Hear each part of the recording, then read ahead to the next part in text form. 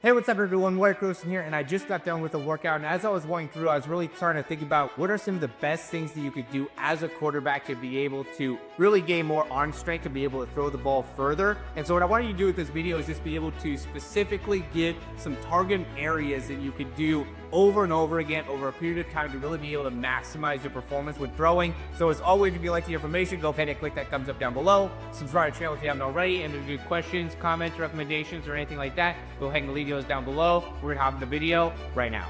All right, so first thing that I think is the most important is going to be internal and external rotation. So what we're going to just do is when the start of the elbow is high, and we're just going to control going down and then come back up just like so. Just making sure that you're keeping the elbows at the same height the entire time that we're going through. This is going to really make sure you can come through and finish with a lot of strength. The next thing is going to be bringing your elbows all the way into touching. Right, same idea here, keeping the elbows high the entire way. This one, when we're coming through with the throw, we'll drive the elbow all the way through up right-handed, obviously, but we want to do these with both just because it really gives the right range of motion in the back. All right, this one's going to be bent over external rotation. So what I'm doing here, I have 25s. I'm just going to keep my elbows locked in, and I'm just pulling out to the side here. The amount of weight isn't what's important. It's just being able to keep those elbows close to make sure you're able to keep a really strong posture as you're throwing it. All right, next one's gonna be single arm rows. So what I'm just gonna do is grab the weight here. I'd really say, and I recommend you guys challenging the weight here. I have a 90,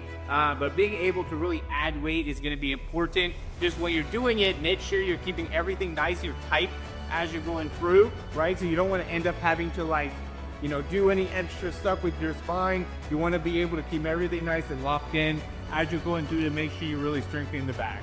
Next thing is going to be a way to strengthen your grip. So I got this thing. I'm going to actually leave a link below if you guys want to get it. It's just something where you can squeeze on all your fingers. I liked it to be able to strengthen my throw. You don't have to use this. You could use just like a dumbbell. You could hang from a pull-up bar. There's a lot of different ways that you could strengthen your grip. They also have like the scrunchers that you could use, but you do want to have something that you're doing that will help you strengthen the grip, just because it'll really make sure that you're able to fold on the ball with a lot of strength and also create a lot of wrist flick as you're finishing through. So this is something that builds up the forearm strength and the finger strength, which I think is super important. So this is where I'm gonna go 2 and 1 here. Any type of bench or anywhere where you can lay down. You could even actually be off your bed here. I have some light 5-pound dumbbells, and what I'm gonna do is just press right up overhead. I'm trying to keep those dumbbells as high as I can as I'm going through the movement, right, or doing the overhead lifts. And then I also, these are overhead presses, and then I'm gonna go overhead lifts. As I'm lifting, I wanna just control my core to make it so I'm not extending too much of my lower back. I'm just lifting the weight straight up and using my mid-back, back of the shoulder to be able to do this. 5-pound weight should be plenty. That's very challenging for me to be able to do. Okay, this one's just gonna go. I usually like to use one weight when I'm doing this. You can use 2. I'm lifting the dumbbell up overhead. I'm going to extend back, come right back up. It's not really a tricep exercise. It's actually called a Serratus exercise. So it's gonna be able to really maximize those muscles right below the lats. Really working on when I finish the throw. All right, so next one is gonna be a single arm bench press. So big thing with this is just being able to, again, just push the weight, make it so it's something that's a good amount. I like to be single arm instead of 2 arm, just because it really gets it so you're able to utilize the core to be able to strengthen. I'm doing just a nice easy 65 here, but as you get better, you'll be able to strengthen more and build up that chest, be stronger and stronger. All right, so next one's gonna be military press.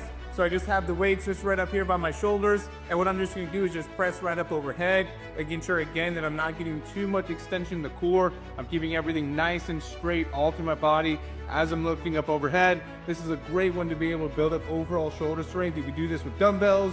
You can do this with kettlebells. You can do this with just one arm. You can do it with a barbell. A lot of different ways you can do this press.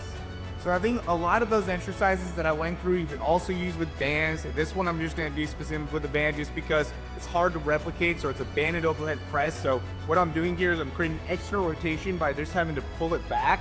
And then from there, I'm just pressing straight up overhead, trying to keep the band back the whole time as I'm pressing up overhead, right? I could really do this with the external rotation exercises as well, right? I could also do it with even like a single arm press.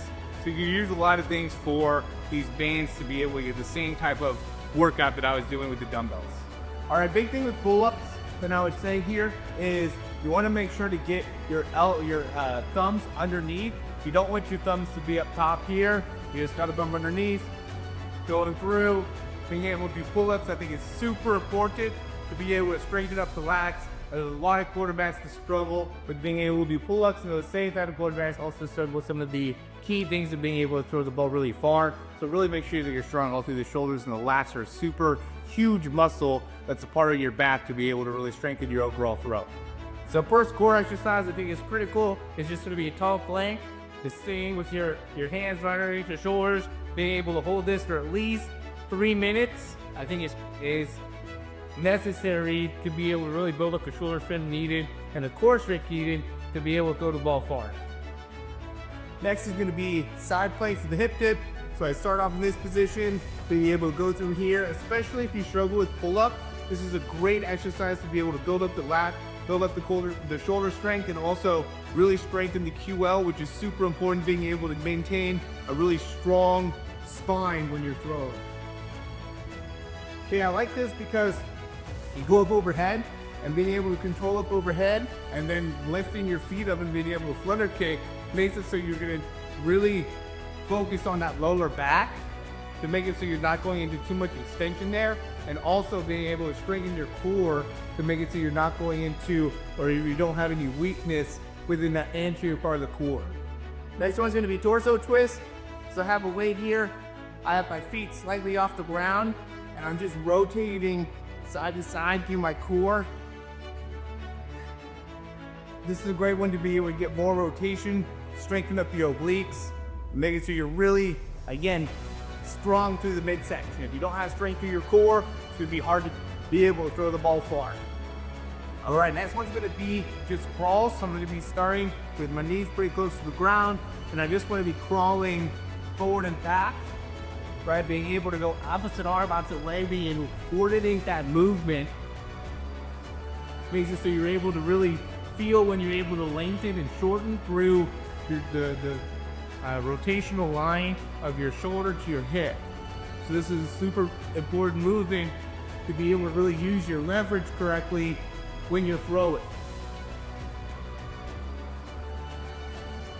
All right, so this is going to be super important to be able to really create that rotation off that back leg. So I'm really working on being able to load onto my back leg with the medicine ball, and then from there I'm going to use my back leg in order to drive it into the wall.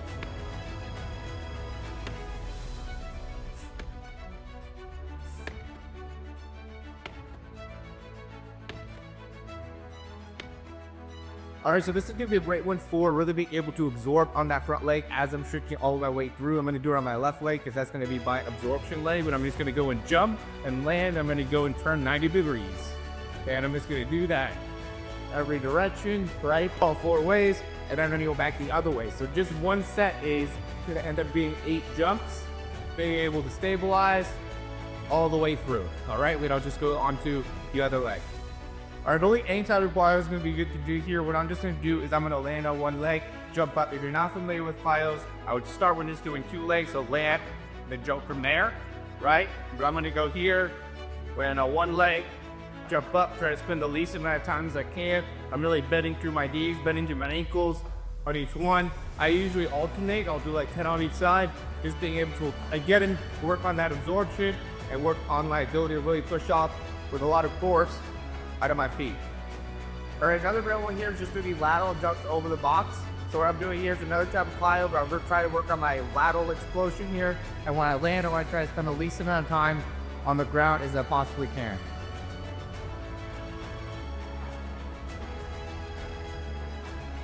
All right, as always, thanks for watching, guys. I left a couple links down below to one, either subscribe to the Throw program, which will give you better access to all these workouts more consistently. If you want something to be able to follow, I think that's a great thing to be able to actually have a regimen that you're able to do every single day.